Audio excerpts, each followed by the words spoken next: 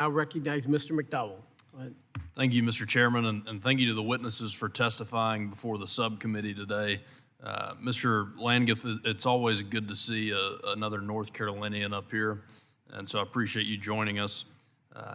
We know that airports use the passenger facility charge to finance airside capital projects, and can you describe the process by which the PFC is approved by the FAA? What changes were made in the FAA Reauthorization Act, and why you do or do not feel that those changes were productive?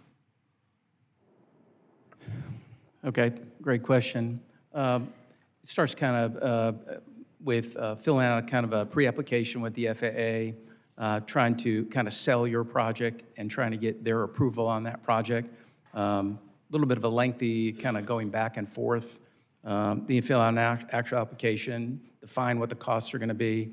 It's a pretty, I would say, lengthy process that we wind up going through for a PFC application. I might have what I consider to be kind of a counter to that in terms of maybe there's a different way for us to do this at the end of the day. And maybe a different way to do this is, why don't we put the people in charge of this process? And the way we do this is the airport would simply submit to the FAA a notice of intent that says, these are the projects, these are the associated values. As long as it sits on some sort of approved list, which is runways, taxiways, those types of things, then all the FAA's role would wind up being in this new model, would simply be putting it in the Federal Register to allow the general public to understand what would be out there.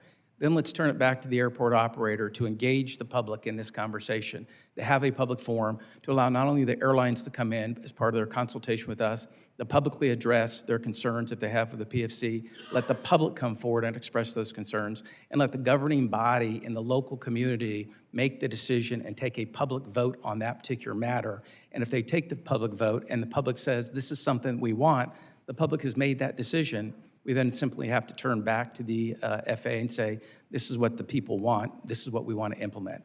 So I think that the streamlining process that I've laid out is a much better process that could actually be put into play to improve the overall process from a PFC standpoint and put it in the hands of the citizens that are the ones that are actually paying the fee in the first place. Thank you. In your testimony, you provide an account of the significant challenges that RDU, which is an airport that gets me to and from Washington safely quite a bit, but RDU's encountered with replacing the airport's main runway, many of which have had to do with the length of time that is associated with completing an environmental assessment for the project. Can you briefly quantify those costs of those delays for the subcommittee?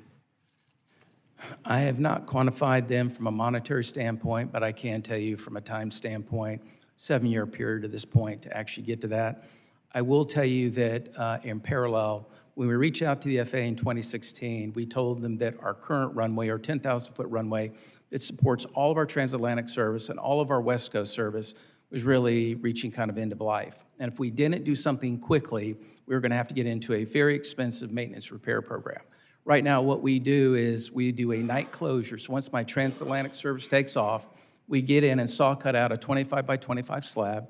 We shore it up, report, let it cure. That aircraft goes across the Atlantic Ocean, drops customers off, picks it up, and then comes back 19 hours later and lands on that runway. We've had to do that 300 times. The cost is $100,000 per slab. We spent $30 million. We're going to spend another $20 million. We're going to spend $50 million. So the delay of just maintaining the infrastructure is going to be somewhere in the neighborhood of between $50 and $70 million, which is not reimbursable under the AIP program. Regarding the additional cost for the consultants, I'll be more than happy to get our team to put together an estimate.